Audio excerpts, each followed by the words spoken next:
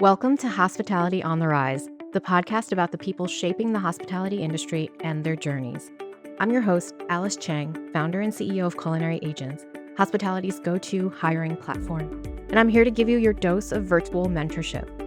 Here, we'll be sharing the stories, lessons learned, and advice from hospitality leaders who've carved out their own path to success.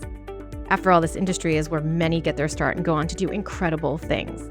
Whether you're a pro, starting out, or just love the hustle, this podcast highlights what makes hospitality extraordinary: the people. I'm so excited to have Chef Miro Uskokovic with us here today. He is the executive chef owner of Hani's Bakery and Café here in New York City. He's also a 2020 JBFA finalist, Outstanding Pastry Chef, 2015 America's Top 10 Pastry Chefs from Dessert Professional magazine. And I'd say this is your initial breakout bakery, Hani's, has gotten 2025 the best bakeries in New York City from Infatuation, 2025 the 15 best bakeries in New York City from Condé Nast Traveler. It's been featured in Bon Appetit's Made to Order series, and ahead of its opening, Hani's was featured in Eater and New York Magazine and Grub Street. So enough of that. Miro, it's so nice to see you. Thank you for joining us today. Hey, Alice, this is me. So, we're going to get to all these things, but what we're interested in is, how did it all begin? How did it all begin in food? It began a long time ago when I was in college and I got a job in McDonald's. McDonald's, yes. Yeah. There was not that many jobs available at the time. I'm from Serbia, so that's where I went to college. And usually in my country, especially a long time ago, like going to school and working is not something that parents want or advise, because they want it to focus on school. But I was very persistent in getting a job. And I don't know why, I would apply to McDonald's and I got a job there and I really loved it. It was just amazing even though it's kind of food, it was just amazing to see how the systems work. It was amazing to, behind the grill, like grilling burgers and buns and such, and just working with a team of people. And I really fell in love with just the food preparation and all of those systems behind. And yeah, that was my first food job, and I always loved to cook at home. And I decided to pursue that as a career. And that's incredible. We talk about this industry being, the largest first employer of folks. And it's such a flexible industry that oftentimes people kind of can come in and out of it. It's kind of there for you when you need it. And a company like McDonald's, it's a large operation machine, if you will. They have been wildly successful in many different areas and can really offer great exposure and sometimes help somebody potentially love the industry and move in further in it. So, no, 100% agree. The food might not be the best, but the systems that have in place are really amazing. And even today, there are so many things that I have learned there in terms of organization and cleanliness and just the maintenance that we utilize even at Hani's. Yeah, and I'm going to jump ahead and just expand on that. Is we talk to leaders often, and they say, once they become the owner, the job changes a little bit, and different responsibilities, and depending on the experience that you got along the way, some people are more prepared than others to be able to manage those things or know how to set certain things up properly. So, but we're going to rewind. We're going to rewind a little bit. So you spent some time at McDonald's and you worked at, and you decided that this was something for you. Was that at the point that you decided you were going to go into this industry further, or? Not exactly. That time I was in Serbia again, attending college management in tourism, and I always wanted to be in the field. I love travel, but I also love food. And when I came to the United States of America for a high school as a senior exchange, in my senior high school year as a foreign exchange student, the host family that I've stayed with, they saw how much I love food. They saw how much I love cooking, because I used to cook often especially when I was homesick and miss some food from home. And they were the very first one who suggested Culinary Institute of America. They said, hey, there's this culinary school that's kind of like a Harvard of the culinary schools, and maybe you should look into it. But I decided to go back home, start college, management in tourism. And then I was like, okay, maybe this is not the right thing for me. I was working at McDonald's. I was like, okay, I like food. Maybe I should go back to America. And attend the Culinary Institute of America and pursue my career. And that's what I did. So I always credit my host family with this growing to a pastor for pushing me in that direction and letting me explore that part of it. I love that. Sometimes you just need somebody to point out the obvious, right? And like give you a little nudge in the right direction. So you went to school, and obviously, the CIA is a wonderful school. It also has a great network, and sometimes that can open doors to get Yes. started in your career after that. So during school, were you already thinking, I'm gonna run my own business one day? I'm gonna set up a I mean, everybody thinks of that, right? Like, I feel that every single person wants to be their own boss and own a business. But to me, I was really kind of laser focused on getting an education, like learning as much as I can, like building those networks, as you mentioned. And, I had my eyesight in New York City. I really wanted to go there. I really wanted to work there. And I was really pursuing first an internship and then employment in the city. And, I was fortunate and lucky that, I actually had 2 internships during my time. Like I practically worked 7 days a week, and I started first because I used to study savory, not sweet. Like I've wanted to be a savory chef in savory field, and I got a job at the Michelin star restaurant called Ascent, which still exists. It's like an Austrian restaurant in West Village. And then on my days off, I was really interested in pastry, so I've staged with Johnny Azini, pastry chef, who was at Jean-Georges at the time, to start Michelin restaurant. Like, he was very well regarded.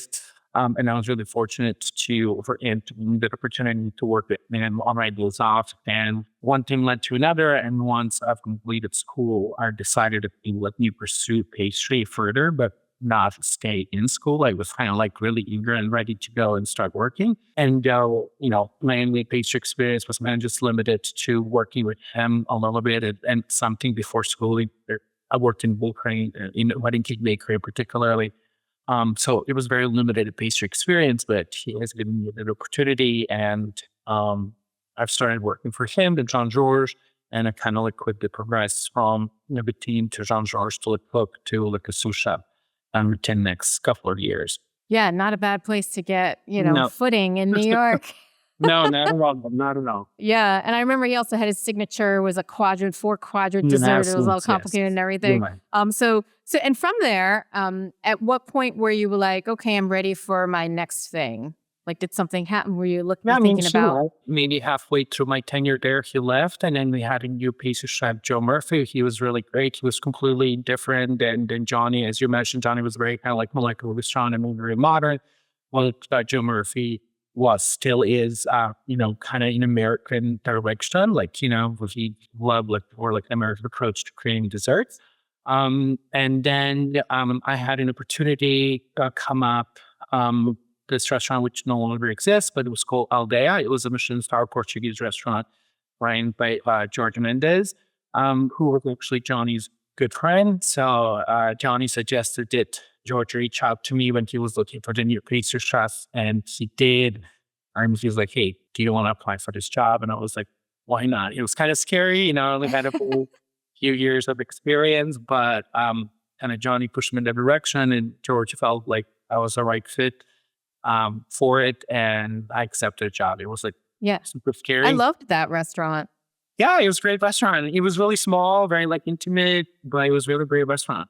Yeah, but it was a great design. Like, you could sit at the bar and you can also see into the open kitchen. I loved it. I was sad to see that one closed. And George is great. So glad to see that our paths probably crossed here, probably dining there, or at least having some popcorn at the bar during that time. And that's a great thing you mentioned earlier also is, when you find places to work, doing a great job and connecting with your leadership there is important, because that oftentimes opens the doors or even gives you the confidence that maybe you didn't have in yourself to either apply or go for an opportunity that that maybe you might not thought you were ready for, but he clearly did, right? And so great opportunities. So always networking and talk to people and show them your capabilities and tell them what you're hoping to do. And things do fall into place sometimes. Of course. I truly believe nobody's ever really ready for a new position, a new task. I think you just have to be ready to take on that task. Like you just have to be like mentally ready to, okay, I need to embark on this opportunity. But you'll learn along the way and you'll get better. But nobody was born knowing everything. So Yeah, absolutely. And especially in this industry, when people see others who are eager and willing and capable, they generally and genuinely want them to succeed, right? So they will help out if they can, where they can. But both sides have to do their part, right? yes, You of have course. to put forth and put the effort and the attitude, and then the other side needs to recognize and nurture that and support it. And that's, as you kind of continue with your leadership journey, I'm sure you've come across that many times. So I see from Aldea you went to Piora. I'm seeing Piora pop up here. Yes, I did. Like so after I left Aldea, I was actually thinking of moving to West Coast, but then the opportunity at Gramercy Tavern appeared. Great chef Nancy Olson, she announced she was leaving. So they started a very rigorous and long process of finding a chef for Gramercy Tavern. And I wasn't working at the time, and I think it was like a 3 or 4 month period of like an interview. So it was a long time to go without work. You're in New York City, so I had to pay the rent bills. So That pesky thing doesn't go away easily, huh? yeah, so a friend of mine, SK Kim, who is now chef, and the guy behind the famous restaurant Cocoduck, in New York City, he introduced me to his friend called Simon Kim, who is now behind Coat and Cocoduck. And he was opening his first restaurant called Piora. So he reached out to me and asked, "Hey, would you love to consult? We were opening this like Italian, Korean restaurant, and I didn't know much neither about Italian or Korean dessert aside from just enjoying many of them in Cape Town or like some other restaurants around the city. But I thought it was a great challenge and task to take on, and I've spent I believe like a month or 2 months with him just developing the dessert program for Pura. Yeah, I'm telling you, look, it's an example of you have these skills and, there's always ways to, do side hustles or pick up something or fill gaps. And especially if it's for an opportunity that you really want and you need to wait a little bit for. So fast forwarding to Gramercy Tavern, which is where I met you and I got to taste all your delicious creations over the years. What was that like? You spent quite some time there, which we always love to see. Yeah, I spent 7 years there. I think I might have been the longest serving pastry chef, I believe. Almost like Gramercy Tavern, I believe, is now 31, 32 years old. So it was quite amazing experience. Again, like I applied. Honestly, I didn't believe or think I'm going to get a job. Like, of course, I did my old best, but again, I was only in my 20s at that time. I had a limited experience. This was, a gigantic restaurant, very well known, Danny Meyer, and I was like, again, most of the chefs working there, I believe all of the chefs working there were American. After all, it's a contemporary American restaurant. So I was like, who's going to give a job to like Miro Uskokovic, like an immigrant from East Europe to like represent like such a classic American restaurant? But they did. I was actually really shocked and surprised when I got a call. They actually invited me in for like a dinner with Chef Mike Anthony. They didn't say anything. They didn't say me job offer. They just invited me for a dinner, and we had like lovely dinner. We had a lot of food, a lot of wine. Like we left like very happy and tipsy. And I remember coming home and speaking to Shilpa, and I was like, she was like, "Did you get a job?" I was like, "I don't know." I was like, "We just had a real time." I don't know if I get a job. Then the next morning I got a job offer, and I just couldn't believe it. Honestly, it took me like 2 or 3 months just to even like try and absorb that and like feel like they gave me a job, Yeah, and what's incredible, I mean, especially because for those of you who don't know, Gramercy Tavern is such an institution. Yeah. It has its significance not only within Union Square Hospitality Group and in Danny Meyer's personal journey, but also just in and of itself as a place that has just produced so many leaders and people in this industry. To Claudia Fleming, I mean, you can go on and on. Yeah. So congratulations on that, which was a long time ago. I'm going to have you relive all of this stuff. I love these timelines because we do research, but sometimes we uncover things that people might have forgotten. Or but yeah, what were, can you say what were, because you spent quite some time there. What were some learnings you might have had from the beginning to, 5 years in or, multiple years in? How much time we'd have? Wow. Like, I've in 10 years, I've learned so much. And I was there during really a crucial period of time where we have seen, a lot of changes and transition. And this was post recession 2009. So there was a lot of change that happened there. Then again, when they went into what's called included, which was then, a two-payment system, which was, kind of big overhaul for the whole restaurant group. That was really amazing to be part of that. And then, COVID, post-COVID. So there was like really a lot of different eras within those 10 years that kind of exposed me to so much and prepared me to be, not just a chef that I am today, but also a business owner was most important.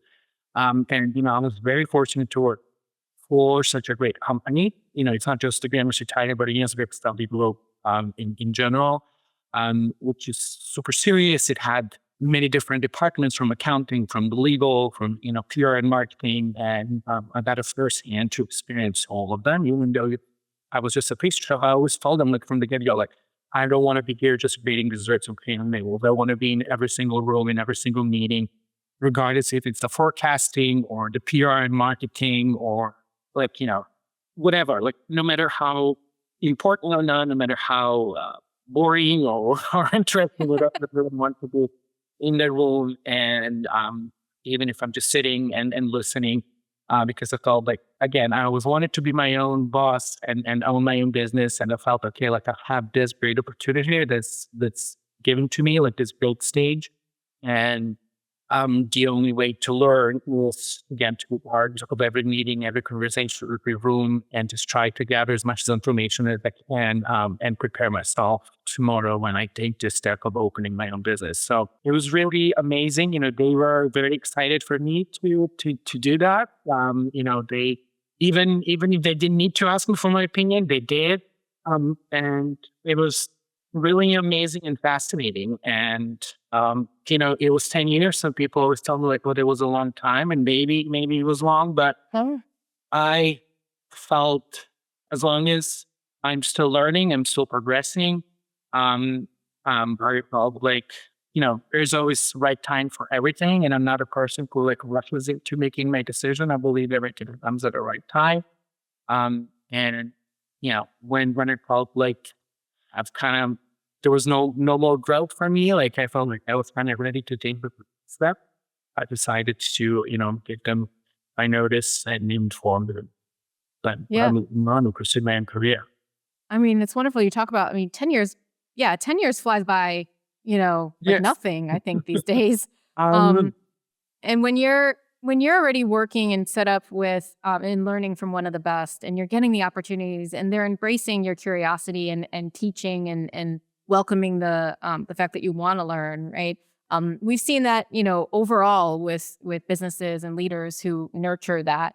It's really a beautiful thing, right? And some businesses and leaders understand that more than others, simply because maybe they got that experience when they were kind of going up through the thing. So it's kind of like getting passed down. But I love to see that. And I know that you also had opening experience in between that time as well at Untitled, which was also a really fun. I mean, I feel like I've eaten your pastries and cakes at like all the different places. So Then, in 2015, not even a year and a half, I think after I started Gramercy Tavern, they Untitled, New Whitney Museum, and then Untitled at the New Whitney Museum was sort of the kind of works, but with a different team at the time. And then they kind of reshifted the opening, and they decided to bring on Michael Anthony, who was and still is in the local chef of Gramercy Tavern. And, we had a great working relationship, and he's like, well, would you love to come and create dessert menus for Untitled as well? And I said, yes. And to me, I was very excited about it because, Whitney is a great American museum, and, Untitled was to be representation of that. Gramercy Tavern is as well an American institution, but it's a little bit more like fine dining and like fancier, more intellectual, I would say. While Entitled had a cafe portion as well called Studio Café. It was supposed to be a lot more simpler food, like simpler desserts than what we were doing in Gramercy Tavern. So I was really excited to explore that part of me too for the most of my career, from Jean-Georges to like Serbia to Gramercy. I was eating like, beautiful, very composed desserts. Didn't really get to make like a cookie or a cake or a pie. Um, so it was a great experience for me. And I think it's also when people kind of started noticing me and my creation, especially when I put a chocolate chunk cookie, one of them with a side of milk and then title.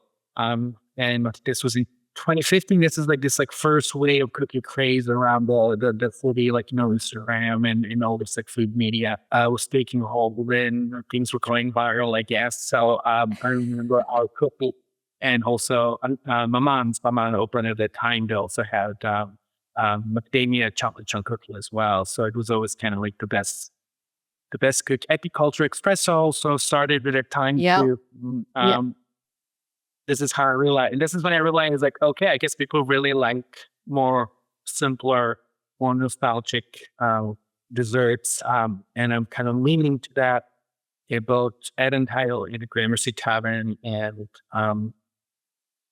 people up. So, Yeah. And we're but- going to get to it, but your Honey's cookie is oh, shit. incredible. So, I feel like some things just don't ever go out of style, right? No, I became known for cookies, when everybody always known me for my cookies. So I was like, okay, I'll just lean into it and Give the people what they want, Miro.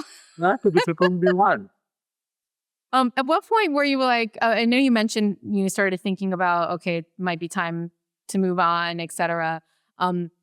Take me through that process. Did you already have in your mind, like where you wanted your business, what the concept was going to be? Like, was that all happening simultaneously or? I started thinking about it first right before COVID hit, like in 2019. I was thinking, okay, like it's been almost 7 years now. Like what, that 7-year age. It's like, what am I gonna do next? And I wanted to open my own business, but things were not very welcoming. Still, they're not welcoming in New York City for small businesses, but especially back then, we were like rent being so high, everything being so expensive, and there was really no bakery boom at that time, aside from like Dominican selling couple of places, like not like it is today. So I kind of felt it's just like too expensive and too impossible for me to open my own bakery in New York City at that time. And I was just trying to explore like where can I move? Like, I was thinking of DC. I really love DC. It's like my second favorite city after New York. I was thinking of Boston, but then COVID happens. We all know how that goes. We weren't sure what's going to happen, what's next. Like, I go back to work at Gramercy Tavern. I've loved working there, and you do need a job. And then I started thinking seriously about opening my own place, and I believe that we could seen a little shift and change happening in New York City at that time. We have seen people kind of started embracing baking a lot during COVID. People embracing buying baked goods from other people during COVID. Like, they were at home, but we're baking and selling it to our neighborhood and our community. And we've seen so many other folks do that. And then you also have seen like prices kind of go down, especially in our real estate, and opportunities opening up both for like a better rent, but also we have seen interest from other people and investors like investing in businesses like bakeries, not just restaurants. Right. Bakeries actually have sustained much better during COVID, just because it is more a takeout concept. It's easily to switch to takeout concept in the bakeries than it is for the restaurants. So they're a lot more resilient, and we're resilient during COVID. So I think it was just like this like perfect storm of people's interest in baking baked goods has risen. Their support for pastry chefs and bakers as well, and then investors and landlords also had more favorable views of pastry chefs and those opening bakeries. And we wrote a business plan. I started pitching the idea to investors and started looking for a space. And it took a very long time. It took 3 years. I actually was not prepared for that. Like everybody kept telling, no, it's going to take at least a year or two.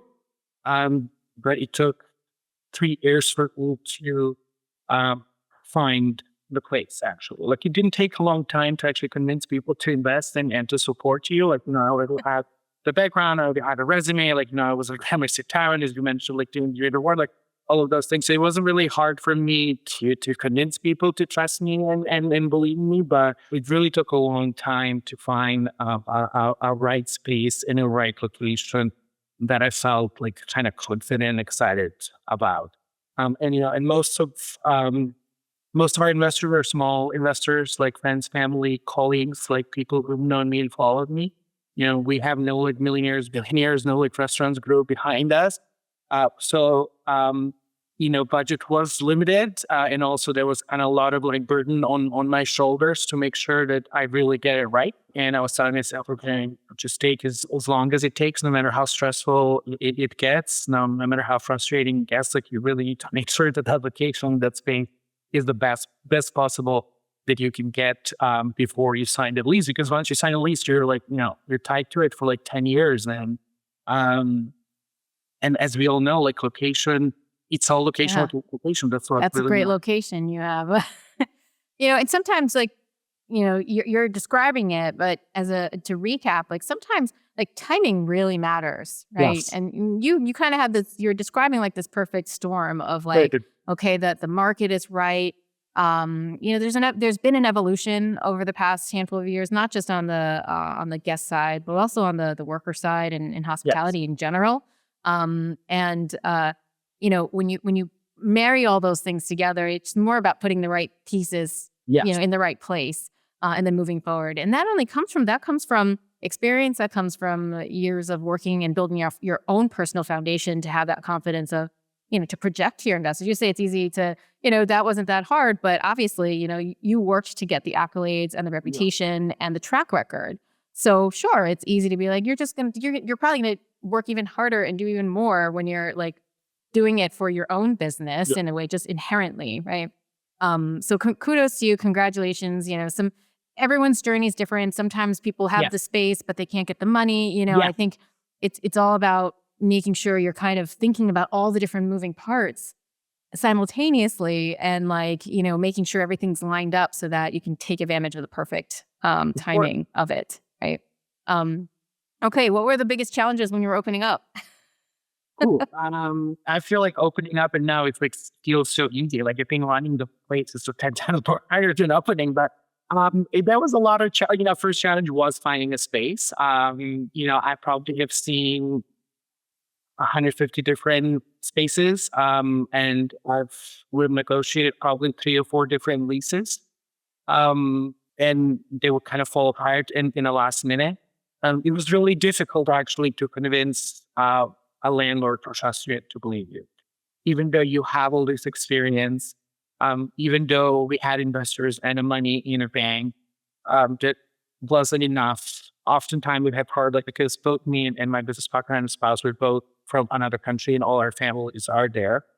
So we didn't really have anyone in there to be our guarantor. And not a lot of people tell you that. Like, just like when you're looking for the apartment, when you start also for opening a business, you do need some form of guarantee to provide to the landlord. Few of our negotiation kind of fell through because we just did not have a guarantor in New York City who will vouch for us if something goes wrong. Interesting. We didn't really matter much to them since, we didn't have really anything to our names, not in this country. But, whatever we had background didn't really matter to them. So that was really hard to like convince somebody to just give us a chance. Like we'll because to them, they don't, most of the landlords, they have no clue what Gramercy Tavern is, or they don't understand like really gravity of your experience and such. For them, it's just about, do you have money or are you going to be able to make the money and stay in business so you can pay rent? But we did. We were really fortunate. And like I always believe everything happens for the reason. We always hear scary stories about the landlords, but we have the best. I mean, honestly, like not just saying, they're really great. Like we could not have asked for a better partner than this. They're always on our side. We pay our rent every month. My personal rent is very good as well. They're very good tenants, but they're really amazing. Like even when and help us even beyond what we've agreed. They have given us even more money to fix things that just kind of appear last minute, like our AC or fixing our treatment in front, or helping us during certain crises that we had, closing during the winter. So it's really, we really got a jackpot when it comes to landlord. You hear a lot of people giving you horror stories. Yeah. That was not our case. So maybe just all this trouble, maybe all the issues that we had along the way for 3 years kind of was for the reason when I let people and led us to this space. Other than that, every part was challenging. You're a chef. I had a lot of experience. I've learned a lot, but it was during my time at Gramercy Tavern. But when you start to build a space, there's so many things you really don't know. I didn't know anything about electricity. I didn't know anything about architectural corridor designs, or plumbing or anything like that. So even though I didn't do it myself, you have a team and contractor, you still have to educate yourself and know certain basics, because here you are managing at least a team of 20 between the designer, between the brand designer, or the space designer, or the architect, the contractor who also has 15 people working for them. Then the bank, there's so accountant, there's so many people that you have to manage, and you're the center of that. And you don't know every single thing to the greatest detail, but you kind of have to quickly rely on Google search something to find out what is amps, what is it. I have no clue what amps mean, right? It was when they were telling me how many amps do you need in the space, I was I don't know. Then I have to we'll find out what amps mean, and then go and do a research about every single piece of equipment and how many amps it needs. I had no clue that panini press takes more,